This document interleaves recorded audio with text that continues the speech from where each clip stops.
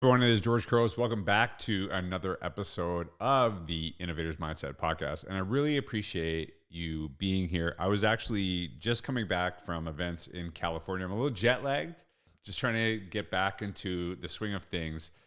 But I just had some really good conversations there with very different groups. And one of the things I think is really important is that when you are working with groups and they have different skill sets, different experiences, you create spaces where they really realize how they are the experts in what they're doing. And you're just there to kind of share some ideas. And the ultimate is that when you share those ideas, they have to figure out what the solutions are because nobody knows their context and their community as well as they do. So one of the things I was reflecting on as I'm, coming back home and thinking about this event was I really tried to engage in conversations with these groups when I, share some ideas with them. And one of the things I'm very comfortable with saying to them or asking them is to say, tell me where I'm wrong. And it's not an ego thing. In fact, it might be the opposite of an ego thing. Maybe it is an ego thing. I don't even know. And here I'm just kind of chalking this out and sharing this with you. Is when you're comfortable asking people, like say, hey, like push back on my ideas, challenge my thinking, tell me where I'm wrong. Your confidence level is high because it is okay to be wrong. It's okay not to know everything. And sometimes in leadership and in teaching, we are so concerned about being wrong that it holds us back from doing what is right. And so when I'm talking with this group, they're saying like, hey, what about this? What about this? And sometimes you're totally wrong and you just didn't understand something and maybe you have a totally different perspective. And I've had those moments before. And sometimes you just don't understand a little bit of the context. And then that gives you an opportunity to say like, hey, I get this now because I didn't really understand that. Here's something I would do differently based on this information. And this is a huge part of the book Forward Together. And this is what I was saying about it because people are actually, when I ask you like, hey, to challenge me, tell me where I'm wrong. People are shocked that I actually do that I'm saying, hey, like push back on my ideas because a lot of times the default is whoever's the speaker, who's ever coming in to work with our group is the expert. And I'm not. The expert is always the people I'm talking to. I'm just sharing some ideas. I have different perspectives, obviously. And when you actually invite the conversation to challenge your thinking, the reality it was going to happen anyway. And I know that's a weird thing to say, but a lot of times in education, the ideas that we share in our staff rooms, in our professional learning, they're challenged, but we're not giving space to actually do that. And when they are challenged outside of the space where a person can address it, they have to get way worse than what they probably initially were. And they might spread amongst your staff members. So there's a little bit of like a control factor. Like, hey, if I actually invite the challenge in the room, then I actually have an opportunity to address it. And it is really kind of listening to people and being comfortable with this. And this is what I shared in the opening chapter of Forward Together.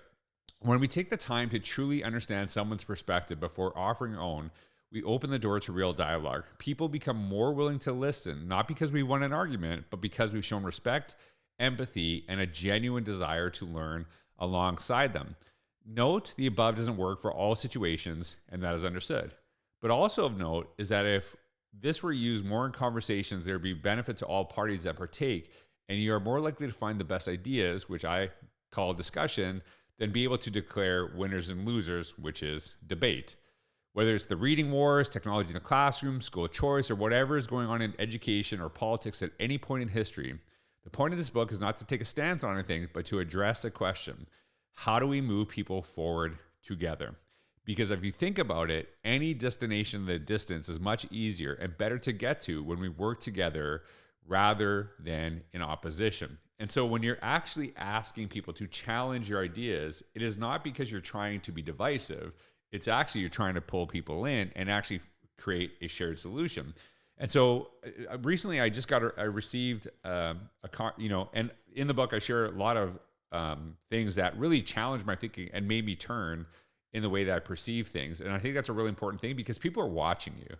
And if you as a leader are comfortable getting pushback and being challenged and changing your position when new information is available to you and people see that you are doing that, what is interesting is they are more likely to do the same thing if they feel they're going into a wrong direction. That if the person who is telling us to take risks, try different things, who actually, administrators, this is really important to you, can fire me if I do something wrong when they're telling me to take risks.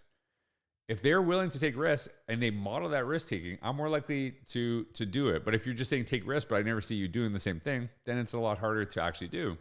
And so when we actually get in new information, we take in some new ideas, and then we change our position based on that, that is something that really, really matters. And here's the other part of it too, and I think this is really important to acknowledge.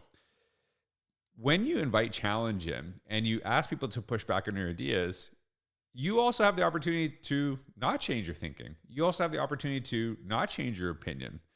And they might have a very strong opinion on something. They might have strong reasons why they believe something that is different than what you believe. And that is okay too. It's not about whether you change your position or I change my position. It's more about the ability to listen and learn from each other. And I was actually, someone reached out to me recently and they said, hey, I actually struggle with something that you said and I have a real hard time with it, and here is why.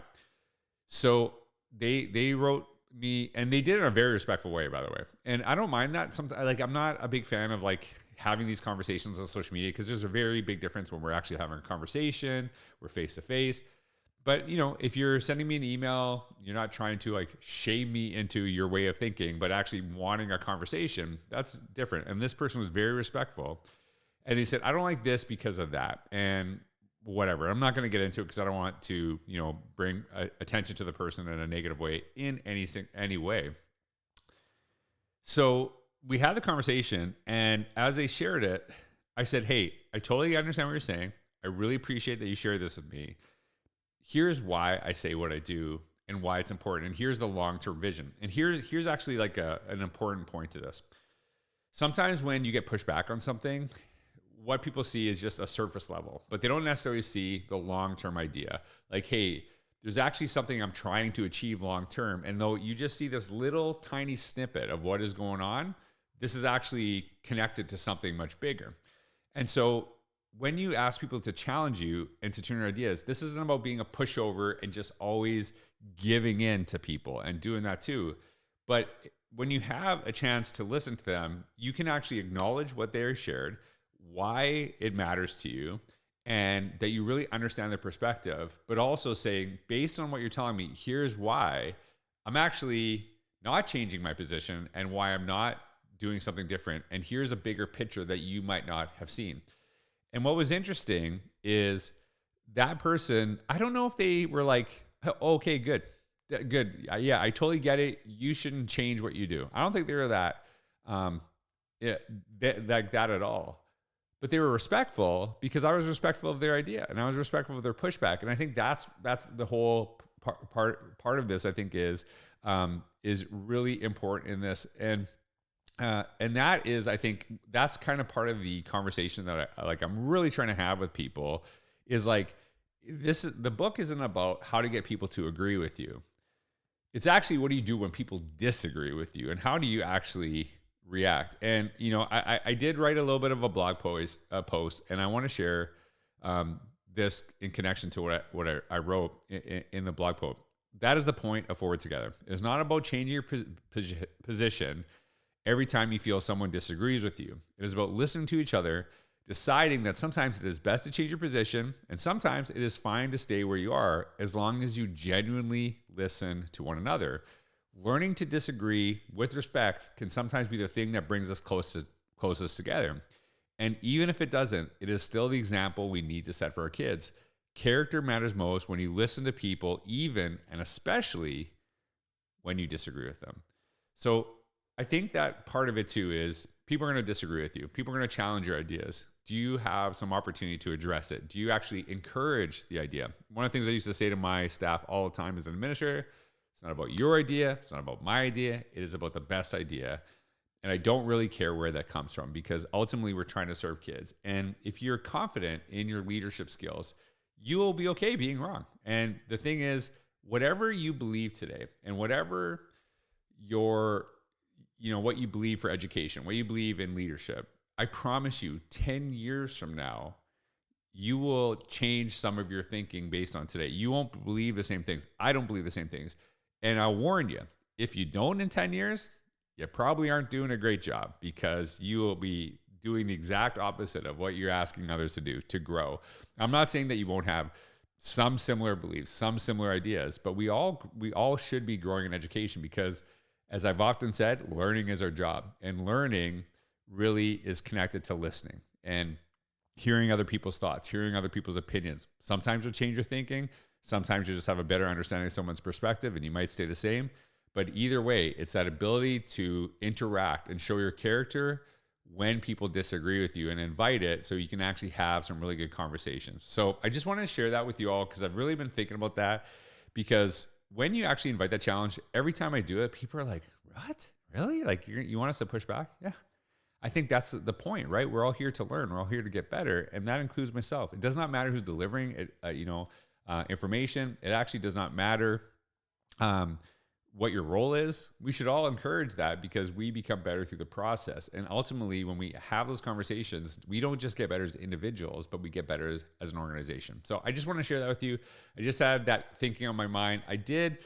Sometimes I write and then, kind of look at what I shared and talk it out. Sometimes I talk it out and then write. This is one of those times.